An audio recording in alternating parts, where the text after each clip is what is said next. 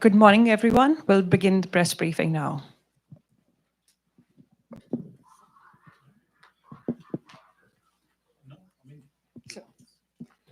So opening remarks.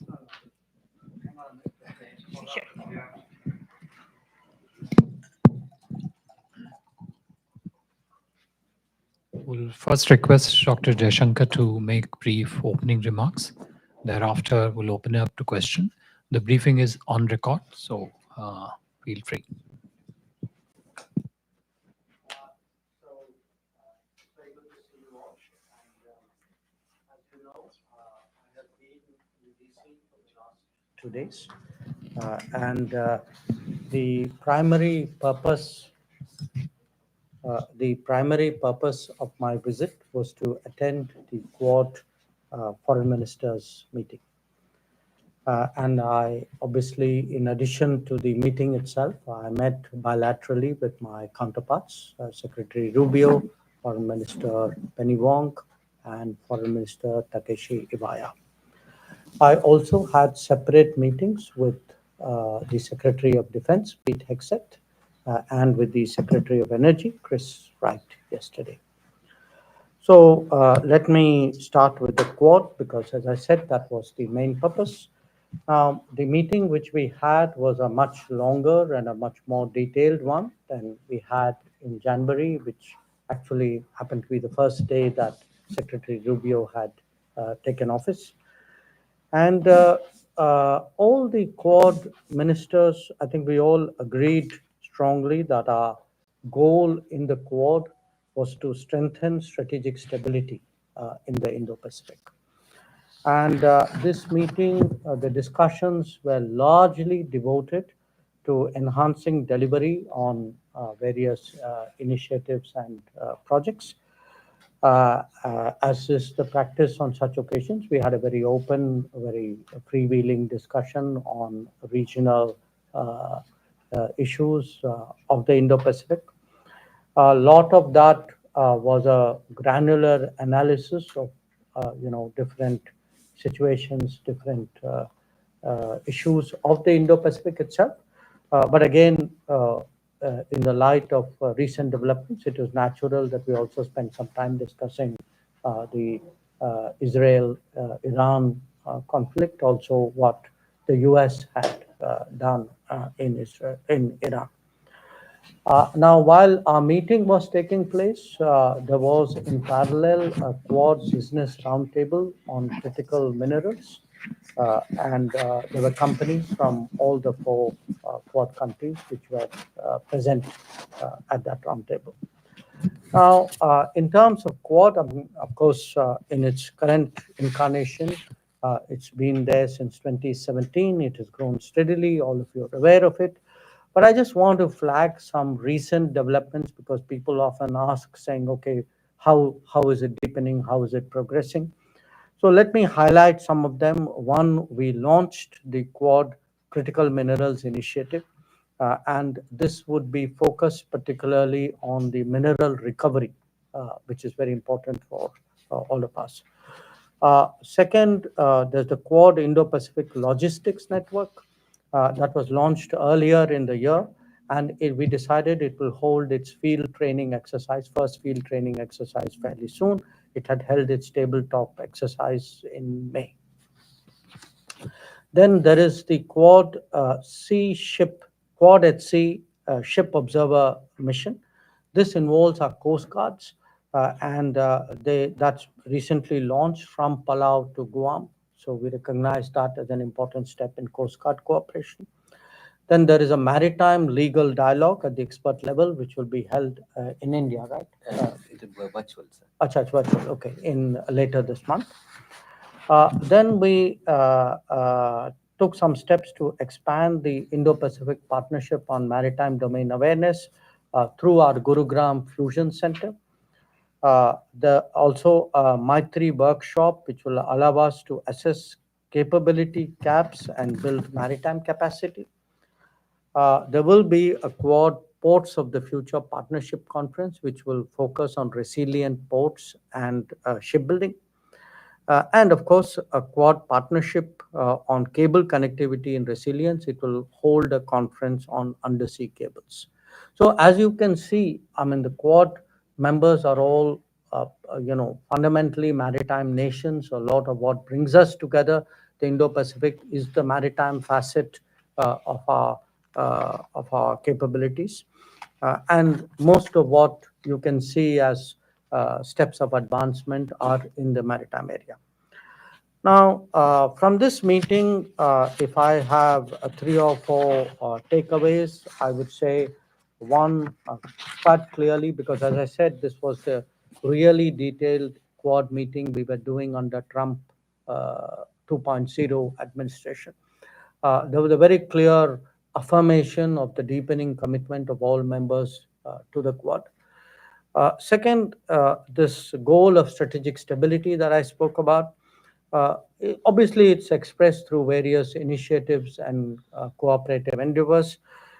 And what that essentially means is we are discussing how do we build our own capabilities and those of others through cooperation, and how do we mitigate vulnerabilities. That if there are vulnerabilities of various kinds for various nations, over dependence or reliance, over reliance in a way, then what is it we can do with each other to address those gaps and make that less of a problem. The Quad architecture has been, because Quad has grown in the last 8 years in a sort of very organic fashion. So every time there's a meeting, there are new ideas, something is set up, there's a discussion, some project is done, some new cooperation is started. So the feeling was, look, it's got a bit messy, so let's streamline it into four clear streams. And those four clear streams were maritime and transnational security, economic prosperity and security, critical and emerging technologies, and humanitarian assistance, and I think emergency response. We also expect to hold the Quad Summit in India later this year. And we had a useful discussion about preparing for that. There was, we tabled some ideas, so did others. We had a discussion. Obviously, those ideas have to take form before I'm in a position to share that with you. So that was, the sum and substance of what happened on the Quad side. In terms of my bilateral meetings, I had a good session with Secretary Rubio. And we essentially did a stock taking of the last 6 months, and what do we do to go, look ahead. And this included a discussion on trade and investment, on technology, on defense and security, on energy, and on mobility. Now, defense and energy are two subjects where, particularly with the US, I think they're substantive enough to warrant a separate meeting with their secretaries, which is why I had a meeting with Secretary Hexet and with Secretary Wright. I also had very useful conversations with my other two counterparts, Penny Wong of Australia and Takeshi Iwaya of Japan. In both cases, obviously, whatever are the particular bilateral issues in those relationships were the subject of our discussions. We talked about visits which were due on either side, preparing for the meetings of our Prime Minister, which are also impending. So overall, I would say, for me, it was a very productive day yesterday, and for in terms of the evolution of Quad, I think it was again a step forward. Not just, I would say, in terms of a sort of another meeting of the Quad, but in many ways it was a sort of a house cleaning and a way of making it more efficient. We were self-auditing ourselves and saying, okay, how do we deliver better? How do we make it more efficient? So that's the spirit really in which we approached this particular meeting. So that's what I had to share with you. I'd be very happy to respond to any questions that you may have. Okay, please do introduce yourself by name before you begin. Foreign Minister, thank you. Shashank Matu with the Hindustan Times. So could you tell us a little bit about the substance of the Quad's discussions on the Pahalgam terrorist attacks as well as the Operation Sindoor? What was said to you by your counterparts from the other Quad ministries? Well, we had I mean, you saw that it was something which I spoke about publicly in my remarks. It's also reflected in the joint statement of the Quad Foreign Ministers meeting. And essentially, I mean, I mean, with each of my counterparts, I had shared with them the sense that look, the nature of the terrorist challenge, the fact that we have confronted it really over multiple decades, and that we are very resolved today to respond to it very firmly, and that we have the right to defend ourselves. I think that's something which not just Quad partners, but I think many other countries. I was in Europe. You had a lot of countries recognizing that. But what is important for us in the Quad statement, as also the statement which the Security Council had issued on April 25, is that the perpetrators of terrorism must be held accountable. They must be brought to justice. And that's important because we then have to communicate to the world that what we did during, on 7th May, the objective of Operation Sindoor is that if there are attacks, if there are terrorist attacks, we will act against the perpetrators, the supporters, the financiers, the enablers. So that message, I think, was conveyed with great clarity. Minister Saurabh Shukla, I represent News Mobile. I also represent Prasar Bharati and consulting editor of the Republic TV. Minister, Prime Minister Narendra Modi took a bold step post Pahalgam and etched a new strategic doctrine of India. There are reports even now that there are Pakistan-based terror groups which are continuing to plot terror attacks against India. There are groups which are active, which are openly seen, their leaders openly seen. What happens if there is another terror attack on India which is directed from Pakistan or financed by Pakistan? Look, nobody is going to answer that in the hypothetical manner in which you posed it. I think what we have communicated very clearly is we mean it when we say there is zero tolerance for terrorism.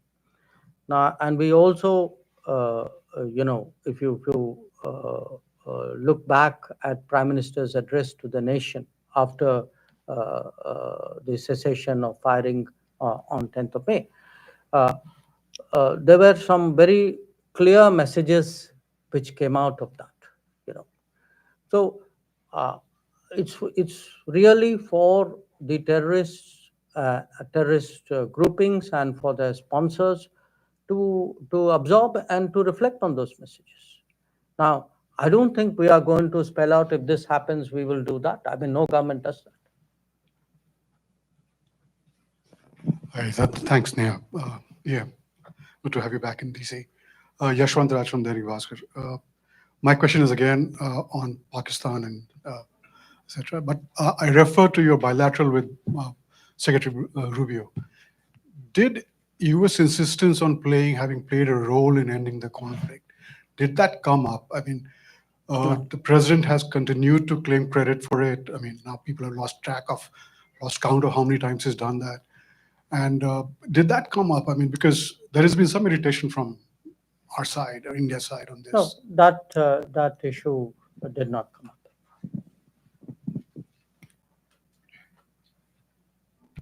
Thank you for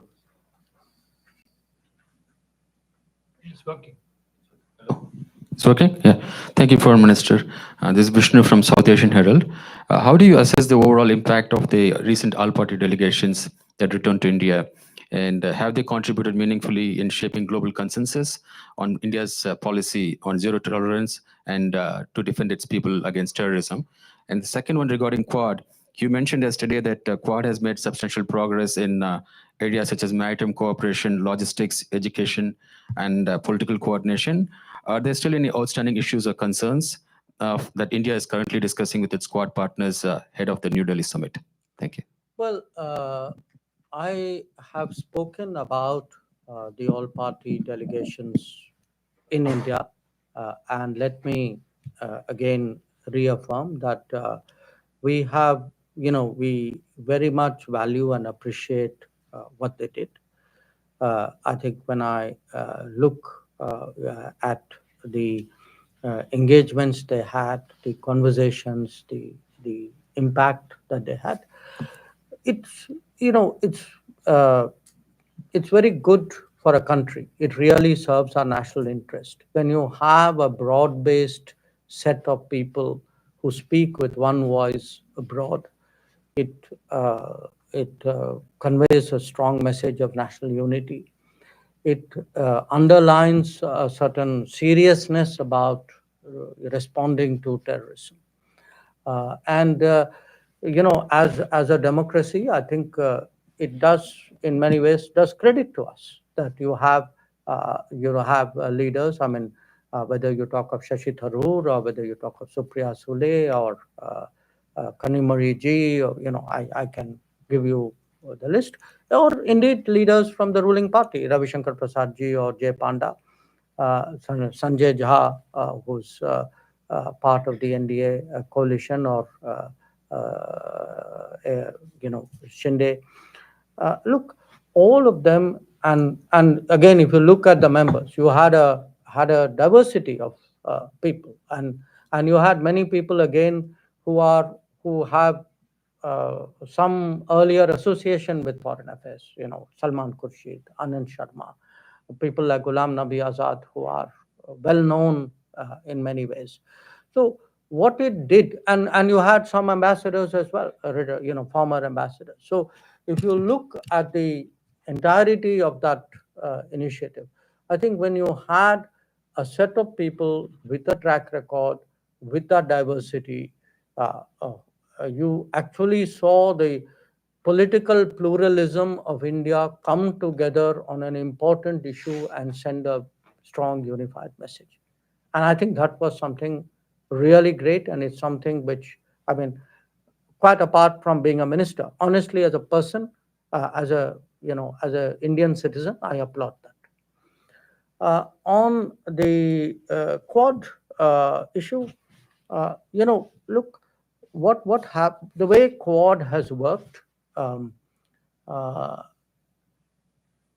we started. It's a very, in some ways, a unique organization. It doesn't have a legal formal framework. It is not. There's no document that countries signed up to. So what has happened from the start is we met. It was very comfortable. There was a certain commonality of purpose. There was a common ground which we were covering. There was a convergence of interest which drove us. And every time we have met, and in between meetings, our officials keep talking to each other. We have built up an agenda. And so when you ask me if you have done this, what remains to be done? Well, there's a universe of things remaining to be done, because it is not like there's a limit. It's not like we have 10 tasks and we have done 5. I think the more we develop the Quad, many more possibilities really would open up. And sometimes the possibilities would reflect the need of the day. I would say 5 years ago, maybe undersea cables was not such a big deal. Today it is. Critical minerals was not in people's lexicon. It now is very dominant. So issues will pop up. New priorities will emerge. Sometimes old ones which were not addressed will also be looked at. So in that sense, I mean, in a good way, you make it up as you go along. You are very open ended. We welcome any suggestion which any member has, or even which somebody else may give us, and build up an agenda on that basis. And that's the way we've actually built up the Quad, and I'm sure that's the way we'll continue to do that. Thank you, Mr. Minister. Reena Bhardwaj, ANI. The Quad members also expressed concern about the South China Sea. I'm wondering if you have anything to add on or share something on in terms of the conversations. And the US also plans 500% tariffs on import of on Russian oil. I'm wondering if there were any You're discussions. talking of the Lindsey, Senator That is Graham's. correct. So if there are any discussions on that front too. Well, on South China Sea, we had I mean, there was some discussion because, as you know, that is an issue of great concern, not just to Quad members, obviously to Quad members because we are all maritime, but to the region and in many ways to the world as a whole. And a lot of the issue is really issues pertaining to UNCLOS, and there's been a tribunal verdict there. And the issue is to find a sort of a solution to the disputes which are there pertaining to that. And obviously the Quad members all have a shared interest because for us it's a very important international waterway. So how to ensure that it stays calm and free of conflict is something which is a common priority. Regarding Senator Lindsey Graham's bill, well, obviously, we any development, but which is happening in the U.S. Congress is of interest to us if it impacts our interest or could impact our interest. So we have been in touch with Senator Graham. The embassy, the ambassador has been in touch. I think our concerns and our interests on energy security have been made conversant to him. So we'll then have to cross that bridge when we come to it, if we come to it. Sir, thank you for doing this all. As you have mentioned during this bilateral meeting with your US counterpart, you have discussed so many wide range of topics. Do you see during any upcoming meetings as an opportunity for the India and the US to discuss initiatives around seasonal labor mobility for India to US? As we see the significant contribution of the Indian and Sikh community in the sectors like agriculture, transportation, retail, and hospitality. It will be win-win situation for both the countries. I note that you have that point of view. But I would say on my visit, obviously that specific issue did not come up. But I did raise the question of more efficient and smooth issue of visas, because I think that is a public concern in India. And as a minister, I obviously reflect the concerns of my country when I come to the United States. So I did raise that issue. But on the particular aspect that you mentioned, no, that did not come up for discussion.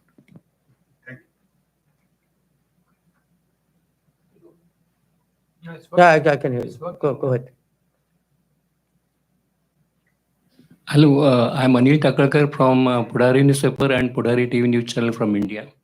Sir, so can you elaborate on India's approach to balancing its strategic partnership within the Quad while maintaining its independence foreign policy stance, especially with the summit being hosted in India this year? Well, I don't see any contradiction there. So the question for me of balancing it doesn't arise. I mean, Quad is, to my mind, a platform, a grouping that actually reaffirms our strategic autonomy. I mean, what does that mean at the end of the day? It means we are a independent power, a large, independent, increasingly influential country, a growing economy. We have our interests. We want the right to make decisions based on our own judgment and our own interests. And definitely for us, membership of Quad serves that purpose. It is an expression of that very concept.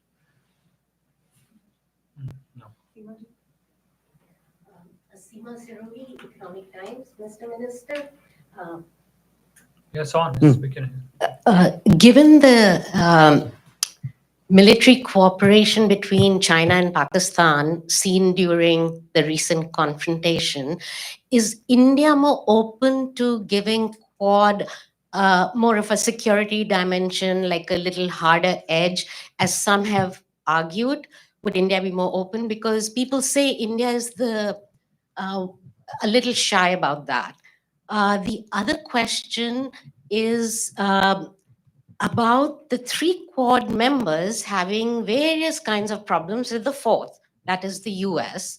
Australia is under review with AUKUS, and Japan has been asked to do, more defense spending. They canceled their 2+2 dialogue. India has a host of political issues that came up in the aftermath of Operation Sindoor. How did that play out in your meetings? Does that cast a shadow? And one last chota question on China. We don't know where the Trump policy is going on China. If Quad's main purpose is to sort of create an alternative and prevent hegemony by China in Asia, how are we supposed to understand what's happening right now? So let me reflect on what you are saying. You are saying on the one hand, people among the Quad, there are issues among the partners, and then you are saying, so therefore, are you going to do more with the United States, though you have more problems? Seems to, the way you put it, which I don't agree with. So just you may want to reflect on that. So here's my point. Look, first of all, anything which happens between China and Pakistan, I don't see that as frankly shaping our Quad decision making. You talk about people say, people say a lot of things. It's a free world, almost. I can only say what is our thinking, which is that for us, Quad serves a purpose, that by working with these three partners, we actually advance our national interests and a collective good in the Indo-Pacific. As I said, we strengthen strategic stability in the Indo-Pacific. So when you speak about, issues between countries, you mentioned US and China. Well, I think if we are strengthening strategic stability in the Indo-Pacific, that in some ways perhaps even, deals with the concern that you have. So look, in a world which is more uncertain, which is more volatile, more unpredictable, anything which is a factor of stability, predictability, anything which adds to the stable side of the ledger, I think is welcome. And Quad is very much a platform that contributes to that. Whether among the Quad partners there are issues or not, when you have relationships, what happens between the rest of them is not my business, it's for them. I can only speak for myself. When you have big relationships with countries, the relationships will not be free of issues. I think the strength of a relationship is not its freedom from problems. It is the ability to address those problems and then keep that trend going positively. And I would, definitely make the case with the United States that has been so, that over successive administrations, and it's not like we've not had problems with the earlier ones, but we have been constantly able to address those issues and move forward. So the answer to uncertain, predictable world is not to say, okay, so you should tie yourselves closely to this policy or to that country or take a knee-jerk response one way or the other. That's not the way strategic decisions are made.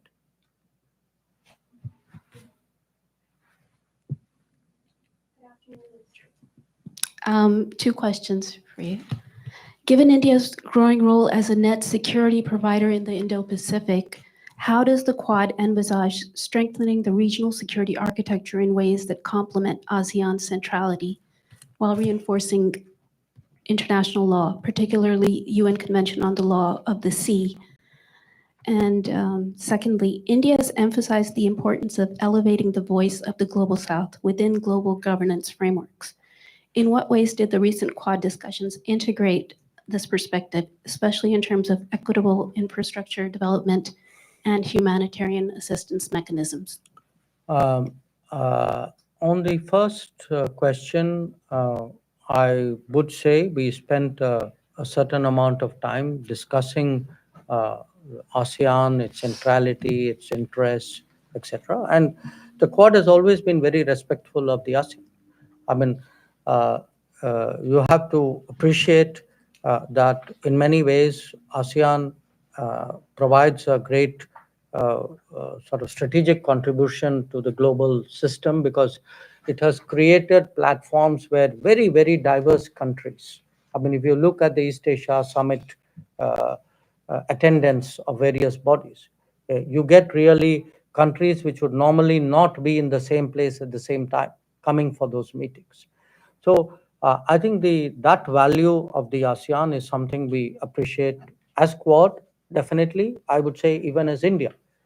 And we very much, in all our discussions and activities as Quad, when we look at the Indo-Pacific, for us, ASEAN centrality is very much in mind.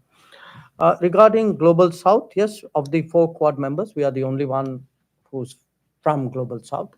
But the Indo-Pacific itself has nations of the Global South. So a lot of our discussions, we are in many ways able to convey the sentiments and the thinking of the Global South. I mean, because we are from it, perhaps much more effectively than others who are not from it. But one of the issues which we did discuss was actually development projects, which mostly we do by each one of us doing nationally, but we compare notes on it. And many of those do pertain to the Global South. Rohit Sharma, India Today. So first thing, obviously in mind of a lot of people, what was your initial response at MEA and at Prime Minister's office when President Trump announced ceasefire? Did you immediately reach out to express your disagreement, and how was that taken by the White House? 2 years ago, second question. 2 years ago, I asked you in one of these briefings, and you noted that Pakistan was no longer a central piece to bilateral relationship between India and the US. Has that changed now after Operation Sindoor? And third, do you believe there is a double standard when it comes to terrorism, when it happens in countries like India versus the West? Do you think Western countries see it differently, terrorism happening on their shores versus when it happens abroad? Thank you. Look, I would say that even today, the central factor in the relationship between India and the United States is India and the United States. It is our complementarity in many ways. It is the benefits that we get from closer relationship that is actually driving it. It is not, big relationships are not forged in terms of third countries and where they fit. So the comment I made to you earlier, I would say applies even today.